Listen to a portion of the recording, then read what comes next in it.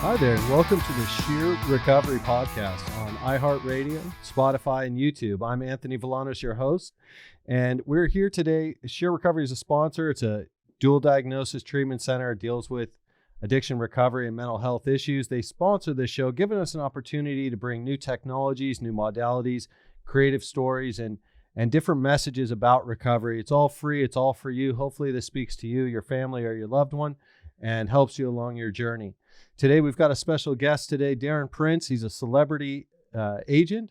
He's a philanthropist. He's an author and an all-around special guy. Darren, welcome to the show. Thanks for having me. Absolutely.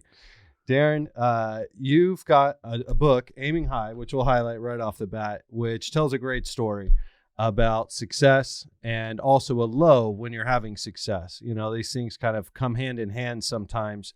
And sometimes success, you'd think it'd be the answer to all your problems, and it's really just the start of them. You hear that. Those without success maybe don't understand it, but that's part of your story. Can you tell us a little bit about your story, Darren? I started a business when I was 14 years old selling baseball cards that became a multi-million-dollar company. Baseball card business was my idea. The business accolades I give all to my dad. Excellent. Taught me everything I needed to know about business. So you had a good family support, and then you somehow ended up struggling with addiction or substances. At least it's hard when you're probably 12 or 14 to be a full-blown addict. Your body recovers so fast, and et cetera, access, et cetera.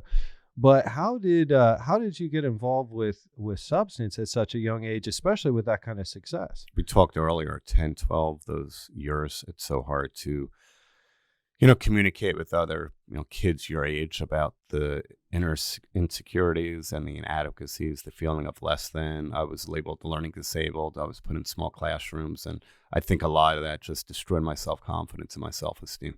So by the time drugs came into my life at 14, I was in sleepaway camp with terrible stomach pains. And the nurse gave me this green liquid in a cough syrup cup. And I took it and thinking nothing of it. But 3 minutes later, as I'm walking across the softball field, my life changed forever. Every one of those feelings went away. Well, I think that's a point that is lost on many of us, which drugs and alcohol are great for numbing pain and numbing emotion, but there's no solution there. So if you're struggling with self-esteem issues or depression or whatever issue, and you take this substance, some type of opiate or any substance really, it's gonna reduce those feelings in the short term. And so you probably felt like Superman, having all of these problems suddenly vanish with one drink of a liquid or one pill, right? That was it. I chased it for 24 more years, that feeling. From one shot at Demerol, one liquid shot at Demerol. I wish it was a one-shot deal, but no, my life changed forever that day. Wow. And, the success part. So fortunately, you had a good business acumen from your father and this idea, and you had some money going, and you've obviously propelled that into success throughout your whole life. I think it's got to be difficult because now you've got fuel. You've got unlimited resources. There's no drug you can't buy. There's no access you don't have. So it doesn't get any easier to quit. Despite your success, for many of us, addiction will take our success. It's going to take everything eventually, right? Mm-hmm. Absolutely. But for you, it probably took other things. Your success it left for last, in a sense. So how did you manage to keep it together for so long? I like to say I was highly functioning. I was definitely a highly functioning opiate addict, and it must have turned on me maybe like my early 30s. I started my agency when I was 25, and Magic Johnson, Pamela Anderson, Chevy Chase, Joe Frazier, Dennis Rodman were my first 5 clients. And now you take this insecure, broken, soulless, out of place in the world opiate addict with the money, all the women, the life, everything I ever wanted.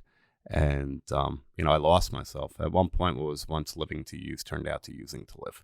Right. And every guy wanted to be around me. It was when bottle services started in New York, and we owned every place we ever wanted to go into. And I thought that was the life. I thought that's what, I was meant to arrive at. And it got real lonely and sad at a certain point when I'd be home alone in my own head. What the hell's going on? How did it get to this point? It was always about what people thought of me. No, I wonder as well because, you're around not saying that everyone doesn't have their own issues and problems, but you mentioned Magic Johnson, Chevy Chase, some of these, real stars, especially at that time. Did they ever notice that you weren't at your best, or did you ever feel like your career was at risk, or did it ever get to that point? Or were you able to keep that at bay and kind of hide it long enough to, I imagine these, you're close with your clients. They respect you. They care about you. You've had these guys for decades now, a couple of them. Mm-hmm. So how did you manage keeping it all level? I was highly functioning, and none of them knew about it. Wow. They all just thought that was me. Right. The behavior, the crazy energy, and getting a deal done and moving on to the next deal, being a networking machine in a room. But, they just didn't realize if Joe Frazier and I were at an event in Texas and I'd be bringing different people over to them, I was probably snorting Oxycontins 2 hours before we went downstairs to the ballroom with security to bring them to the appearance. And it just became a way of life. Right. You ever find yourself in a place where, now that you're on the other side of it, did you ever credit your substance abuse? I hear with that, especially, this affects all walks of life, right? You could be a doctor, attorney, a sports agent. You could be a dependent, someone that didn't even graduate high school. It's gonna, drugs and alcohol affect us in different ways, and it's detrimental. But did you ever credit? I feel like some people, they think they're better with alcohol in particular, or some things that stimulate them, that they feel that invincibility. Do you ever credit your substance abuse, or do you know now that you would have been better being sober from day one and it was only a hindrance? How do you feel looking back on? It's a great question. When I speak to high school kids, which I do so often, I have to be careful the way I paraphrase everything, because it's easy to say, well, look at this guy. He lived like a degenerate. Now he owns one of the biggest sports and entertainment boutique agencies in the world. And no, it wasn't the case, because in my book, I talk about it. I had tremendous financial problems twice. I was making the money, but I wasn't paying attention to how to manage the money. Right. Because, again, it was about the party. It was about bringing all my friends along for the ride.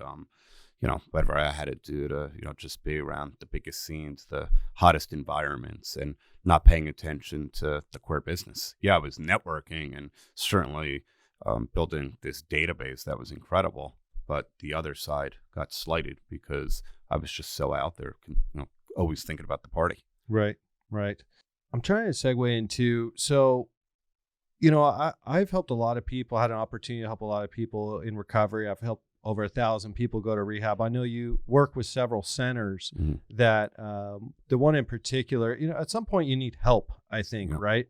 Where, did you ever seek help for yourself, or did you hit a bottom where you just turned it around and did it on your own? How did that turn come about?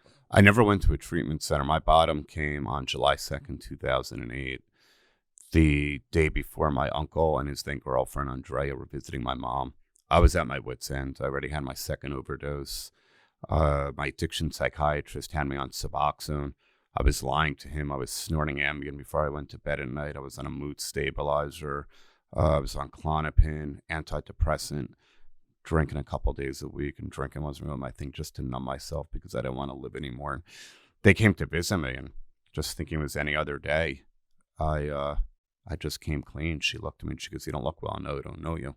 Is everything okay?" And it was kind of the first God moment, because she told me she was in recovery, and she had 5 years in the program. And my uncle was coming back, and he had 3 years. And she's like, "Do you realize that you're an addict? Your life's unmanageable?" I said, "Yeah." And she goes, "Do you realize that you're powerless?" I said, "Yeah." And she goes, "Most importantly, do you realize that it doesn't matter if you're from Yale or jail or Park Avenue or Park Bench, addiction does not discriminate. So what you've done out here means nothing. Right. This is life and death." I said, "I get it." I said, "I'm desperate." And it was the next night the magic happened, because I was detoxing for 24 hours. I was living in New York City. I came back from the gym shaking, trembling. I couldn't do it anymore. I called them up. I said, "I'm calling the damn doctor. I'm getting the opiates that I need." And I ran to the bathroom to take 2 Klonopin, which she allowed me to take for a week to help with the detox. And I fell on my knees, and 2 Vicodins were in my hands. I thought I cleaned out every cabinet of all the opiates. Drug of choice right in front of you. Just started crying. I couldn't get up, and I just called out to God like I never did before. And he heard me, and I had the white light moment. A lot of people in recovery don't have it. I had it. And, I still get emotional to this day thinking about it because I remember the exact location on my shoulder that this fiery feeling came. And I remember hearing the voice, "I've got you when you're ready." Amen. And I stood up, and again, it wasn't me because my legs were numb, and it was somebody else's hand touching my hand to release the opiates and flush them down the toilet. And there was no Uber back then. This was in 2008. I went to a computer, found a 12-step meeting, and flagged a cab when I got outside and just looked up at the sky, and I said, "Holy crap, I don't know what the hell happened." For the first time in my life, I wanted to stay sober more than I wanted to get high. And I walked into a church basement with 200 hopeless addicts and alcoholics that were all once of a hopeless state of mind that changed my life. Amen. That's awesome. That's awesome. So I think at the end of the day, it takes a willingness to change. No one can make you do it. No one can force you to do it. But there also is help. You had a moment of clarity. You had an intervention by God. You had something that happened to you where you were sick and tired of being sick and tired, and you made a decision to change. Mm. And you went about it the way you did. Sounds like you had a doctor maybe helping. Because it's tough. You know, like you said, you had every intention to quit, but you had a weakness too, because you knew your body wanted what it wanted. And you got through that situation, but very easily it could have been all for naught just with one of those pills. And so thank God, you let it go. And you made a way. You found the 12-step program, found a blueprint for recovery, and have a journey from there. For those of you out there who this message may speak to, whether you're, I forget the analogy, is Park Avenue or Park Bench. Or Yale or jail. Yale or jail. You don't have to do it alone. I mean, there's great technology. Suboxone's great. Subutex is great for blocking the opiate receptor and helping you stay out of withdrawal. Now, our program at Sheer, at least, and I know some of the ones that you work with as well, focus on abstinence and breaking the chemical addiction and refraining from use. But we still use those things in detox. So you're not in physical pain. 7, 10, 14 days. You get all these substances out of your body under a doctor's care. And then you feel like $1 million. And that's really where you start your recovery. So there is help. And at the end of the day, it comes to a decision. You made that decision for yourself, and it was enough to carry you through. I think of Tyson Fury, this guy that just won the World Heavyweight Championship of the world, or one of them. He's undisputed, lineal champion, amazing guy. I didn't know anything about this gypsy guy. I started watching TV, and turns out he beats this guy Klitschko. He's undefeated. He's got it all. And is so depressed and has all these issues that he walks away. Never even defends his title or anything. It's like years later, but he had a moment. He had a moment where he said, "You know what? I deserve better. I'm better than this." And he stopped. And maybe he had some help on the side. I don't think he went into a program, but he just made the decision and made the right steps. And now he's champion of the world again. And that's a beautiful thing. He's an advocate for mental health. And so seeing that type of success, I think everyone needs to realize that it starts with a decision. And if it's tough to have the insight like Darren had, it's okay to ask for help too. What are some of the recovery centers you work with? Because I imagine you get people asking you all the time, like, what do I do? And you can't sponsor everybody. Do you refer them anywhere? Or what do you? Banning Treatment Center. I'm a rep for. They've got 12 properties in 4 different states. As we spoke earlier, I have my own toll-free number, which is 888-6-DARREN, DARREN. And if people can't afford treatment, we find a way to scholarship and get them in there. Well, that's huge. That is huge. Even to say that, you got to be careful what you say, because people are going to call. It's medical care. You got doctors, therapists, supervision. These things aren't free, unfortunately. But insurance is there, for those that have it. And I guess recovery, like rehab, is just a helping hand. But you got to have the internal motivation, and it can't be forced on anybody. And so finding that with the amount of success that you were having at the same time, kind of leads me to another question. I hope I don't get in trouble with Dennis or anything, but I've watched Dennis from afar. He's, wonderful talent, one of the best rebounders in all NBA history. And obviously you've represented for a long time. I saw him on Celebrity Apprentice and things like this, and it looked to be like he had some substance use issue. How do you, I've got some of my best friends that struggle, and I'm the only one that can't reach them, because when I talk to them, they say, well, you're not my friend. You're just an addiction counselor. You're just talking to me like you're too close, right? And so I feel like you could probably help everybody, but those that are closest to you, especially behind the veil of entertainment, those guys aren't going to come out, guys and girls aren't necessarily going to come out to the public and say they have problems, Right. even though they do. Like you wouldn't have, you went about this an interesting way, but I think you found your recovery first. You know what I mean? You didn't just say, hey, I'm going to rehab, another celebrity going to rehab. Right. You handled it first and then became an advocate for the solution, which is awesome. But, and I don't want to talk about any one particular, I'm just saying that I imagine that although you have such a good voice to talk to those people behind the circle, do you feel sometimes you're too close or that they don't want to hear you, or do you just leave it separate and I'm going to be myself and deal with business as business and let it be?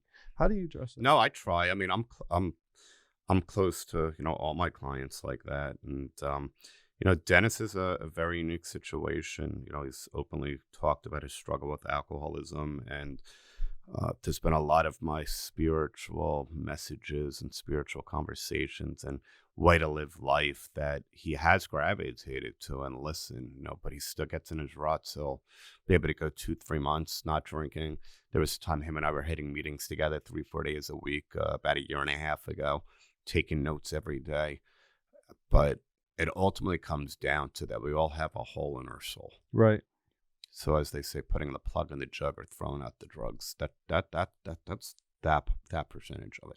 Right. Then you really got to do the work. Yeah. Once you were blessed to have the gift of desperation, which is what I have and had, then you got to really go dig down deep and find out why it started in the first place. And, that's been his problem. Like Dr. Drew and I, as a dear friend, we talk about it. We were out to dinner with Dennis a few months ago, The accountability comes when you want to look into and see why and where it all started from. Because if you don't clear that stuff out, you have no defense between you and that first drink or that drug. And, he's got such a good heart, but look, he's like anybody else. I don't care what type of level of fame and fortune you have or don't have. Everybody's got stuff.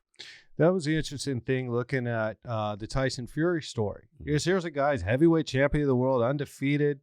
It's a big story. And the guy wants to kill himself like the day after the fight. You got it all. Like, what could you want? He'd given up on life. And he's got a family. He's got children. And I think you got to find that insight, that internal motivation, for someone like Dennis, is similar success. And it takes courage to look in the mirror and to really, you mentioned from 12, 14. Self-esteem. You could put your finger on some of the things. That a lot of people, I don't think they are either willing to look or willing to admit their shortcomings. And how do you grow if you can't say, where do I need to improve, right? You turn a blind eye to it. And I also think certain traumatic situations, the brain really shuts down. There's certain subconscious and conscious parts of the brain that just, for whatever reason, you just don't want to think about it. And the pain was just so severe, whether it's psychological or physical or emotional, that it's legitimately just cut off. So until you really make that decision to go deep into your core, it's that poison is still in there. It's always like resonating. And now that to me is why the 12 steps are so important, because look, I'm far from perfect. I'm the best version of myself I've ever been in my life. And I'm so accountable if I do something wrong. I jump all over it. When I speak, I tell people it's about saying what I mean, meaning what I say, and not saying it mean. There's just techniques I've learned for life, and trying to understand people instead of me being understood, as we say in the 11th step. And don't engage, because if I engage, there's something within me that's either feeling threatened, insecure, screwed up over a certain situation, not get what I want when I want to get it. And, those spiritual techniques allow me to live at my highest self. And but it takes work. Yeah. I don't go to a meeting for 3-4 days. I get disconnected. I don't do an interview or a speaking engagement or do some fundraising efforts or speak to somebody in recovery. In 3 days, I'll be a friggin' disaster again. Yeah. Interesting. And you touch on this in your new book, Aiming High. You've also launched a foundation as well. Can you tell us a little bit about your foundation? We launched it the first week in December. Very excited. The Aiming High Foundation, named after the book, and it's aiminghighfoundation.org.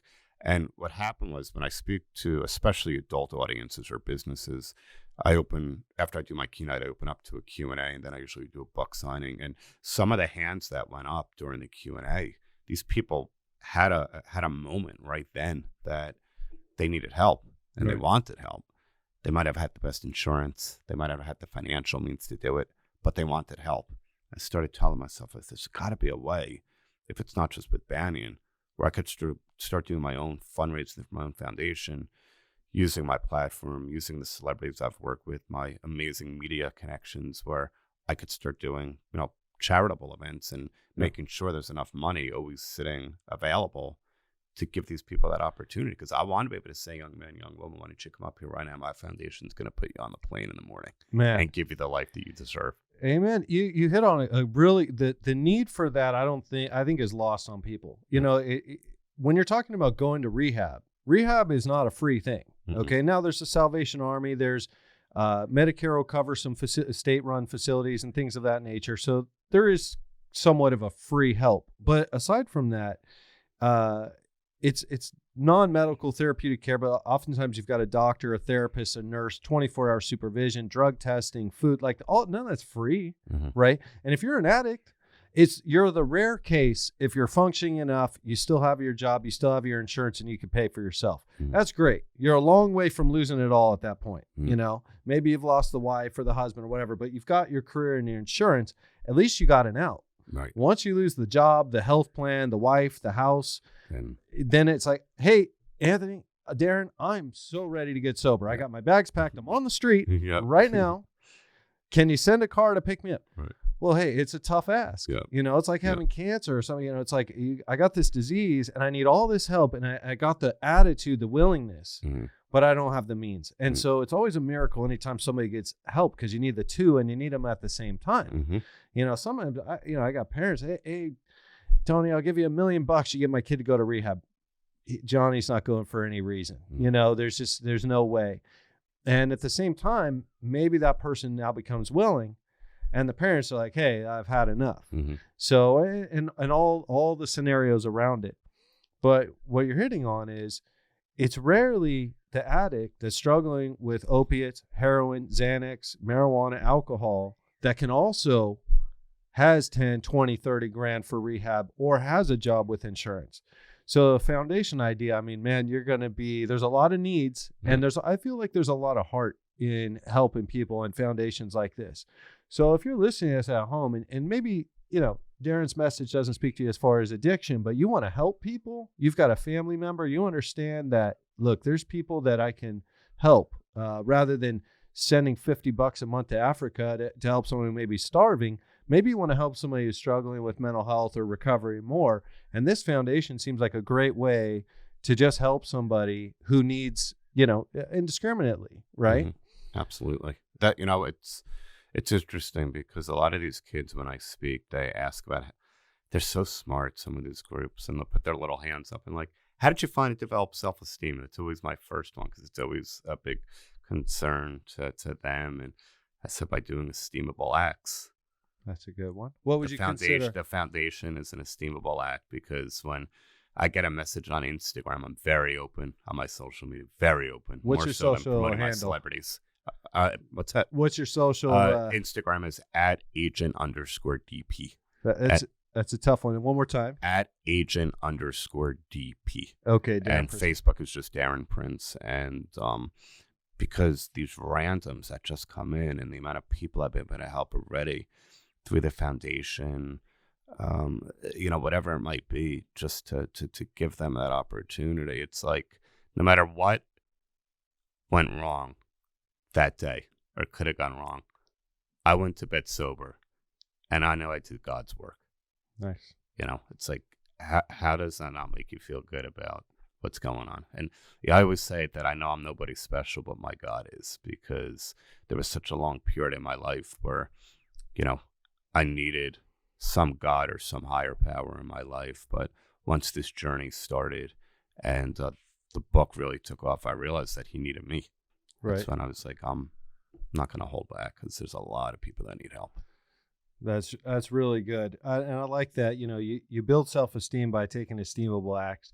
I want to ask just about you do a lot with celebrities, and as an agent, really, you've had your success in that field. Are you still representing new clients when they come along? A lot, man. Yeah, we're super busy.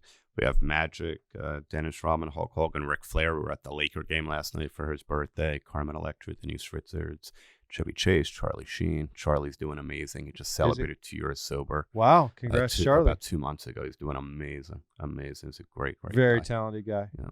So I guess that's one thing we want to talk to the audience about is there's so many young athletes, whether it's football, basketball, or whatever, young professionals, actors, actresses that are coming up, and they know they're going to find success, but they also know that they have trouble in their personal life. Mm-hmm. These things, success sometimes brings more problems and undue influence. Your circle all of a sudden gets real big. Mm-hmm. You go from people I can trust that love me and care about me to people I don't even know following me around. Mm-hmm.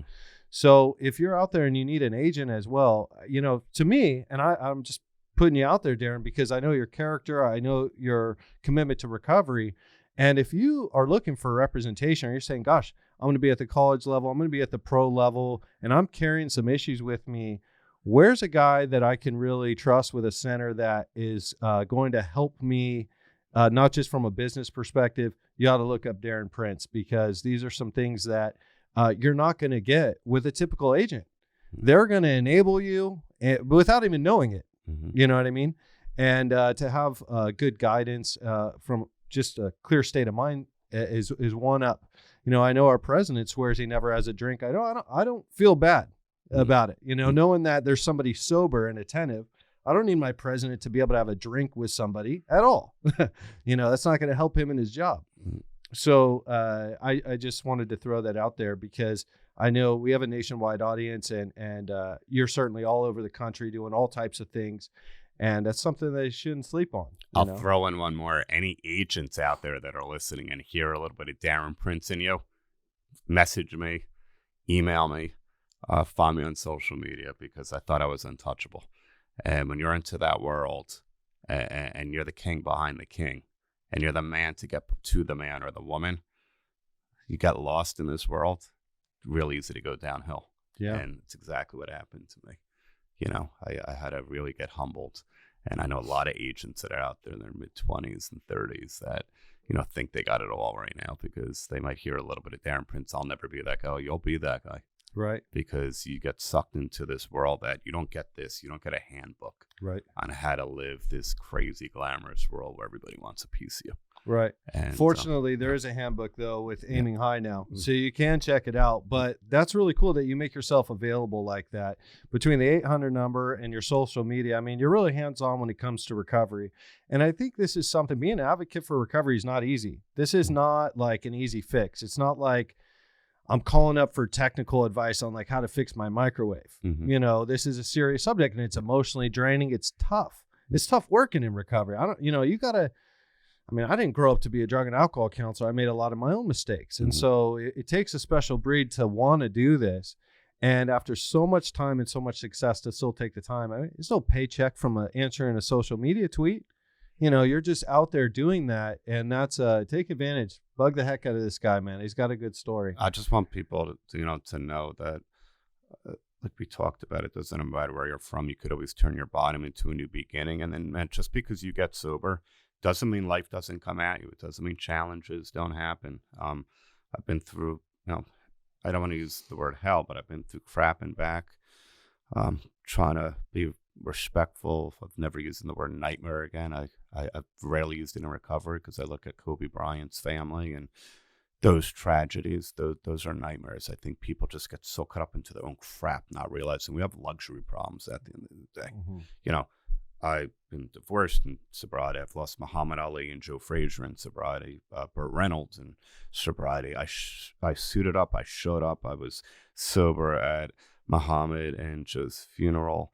I had the biggest, toughest loss I'll ever have in my life. My dad, who suddenly passed at 81 in perfect health back in February 15, 2017. And I suited up and showed up and stayed close to the program without ever having a single thought of picking up a drug. Well, you knew at that point it wasn't going to be the solution also, right? Yeah. And you had such convictions. Now, when did you first find your recovery? Gosh, because from starting at age 12 and then, finding your success early on. When did you, I think you said the date already, like June 2nd. July 2nd, 2008.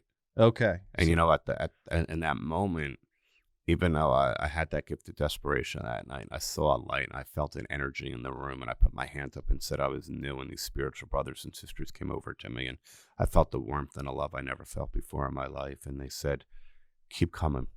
We're going to love you until you learn how to love yourself. Right. And still, the detox pains, I felt better. But, in that moment, I'm still thinking, what the hell is going on? And you think it's the worst day of your life. And you actually look back and said that was the best. Hindsight's 20/20. You look back and you say, gosh, I had to go through that. I didn't understand the purpose at the time. And it's hard. Sometimes there's not purpose that we can find readily, like loss of a father, loss of a loved one. These are traumas. These are triggers for us. These are real easy outs to relapse. I mean, you could find any reason, and some are better than others, right? Mm-hmm. But when you allow yourself to step into that and accept one of those excuses, then they're all an excuse. And so, now you live to fight another day, carry the message, and hopefully become a better, stronger man from our past. That's it. And I've gotten through, like I say, a lot of the first things that I had to do in recovery. Whether it's going to the gym, getting an injury, getting sick, going on my first sober date, like whatever it might be. Yep. Now all that stuff is, far, far behind me. But it's interesting because they say whatever year you started using, it's almost like that's your emotional level. So even though I was 39, 40, 41, I felt like certain things I was doing, I might have been 14, 15, 16 because I was so stunned from the excessive use. I think a lot of people, that's lost on your development as well, is when you're under the influence somewhat, whether it's on or off, daily, weekly, or however, you stunt your growth, your emotional growth. And you never really, if you're never really truly happy or sad and you're always numbed somewhat, then you never really get to know yourself. So if you haven't, you start using at 12, if you're not sober till 30, you've lost some maturity there. Mm-hmm. You've lost some time just in your own head with your own thoughts to gain that insight, to find out, to get to know yourself. Yep. Right. And so that's where I think recovery, like a treatment program, you start with a medically assisted detox. So you don't have to deal with all that physical withdrawal and pain and these things. And then you start getting into therapy when you have a clear mind and a clear head, and you've got a place where there are no drugs, there are no alcohol. You can't just easily leave. I mean, you could, I guess, but it's all kind of right there for you. And you're able to focus on yourself and really get to the core issues, mm-hmm. and find a way forward where we don't have to use anymore. Mm-hmm. Right? Exactly. Man, that's beautiful. That's really a good story, Darren. I'm really excited to hear you.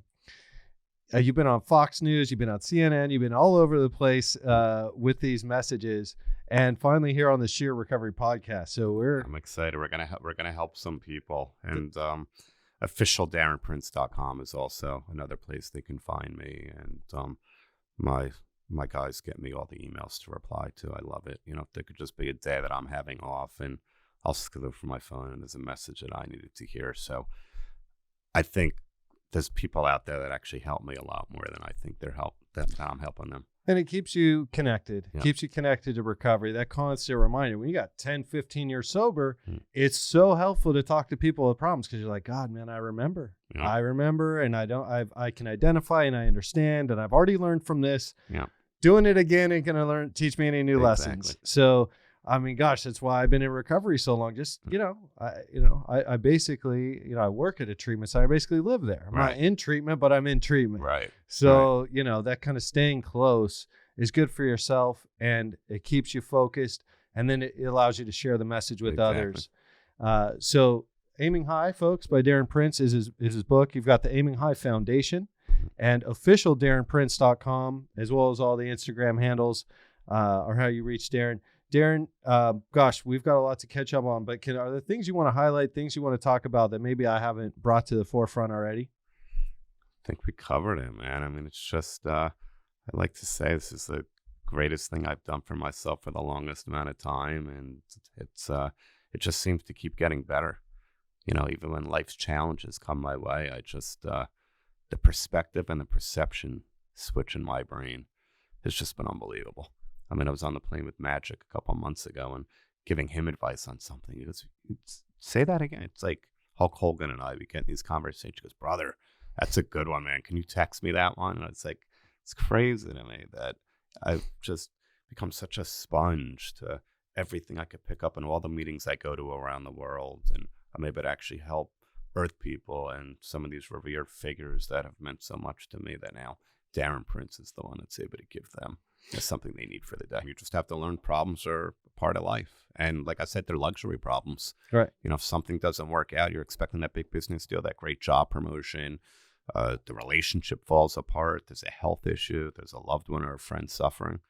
You got two choices. I choose to stay a part of the no matter what club. Then no matter what happens in my life, nothing's going to bring me that much closer to a relapse. And I love feeling comfortable during the most uncomfortable periods of my life now, because that's how I get to my higher self. Nice. Well, bringing you on the show, I think is really important to our audience because there's so many of us that struggle, all walks of life, but being able to relate to somebody that has a lot of the champagne problems, a lot of those luxury problems, it's a different thing, because I feel like there's certain people, whether it's doctors, lawyers, certain walks of life, that feel like no one understands them, right? They're making more money than their parents or whatever. I mean, shoot, you're making potentially more money than your parents at age 18. And, you know, you feel like you got all the answers, even though you really don't. And so having a peer or someone that you can relate to and reach out to that maybe has walked the walk a little bit is helpful. This is Sheer Recovery Podcast. We're super grateful to have you here as an audience. If this message spoke to you, hit the subscribe button. We'll just show up in your feed. If you really like us, though, hit the notifications tab so you really get alerted when we release those new episodes. I'm your host, Anthony Villanos, and this is Darren. Darren, would you share, again, your handles and how to reach you, et cetera? Sure. My Instagram is @agent_DP. Website is www.officialdarrenprince.com, and the foundation is www.aiminghighfoundation.org. So thank you for having me, give me the platform to promote these things that are so near and dear to me. 100%. Thanks for coming on, and thanks for tuning in. Until next time.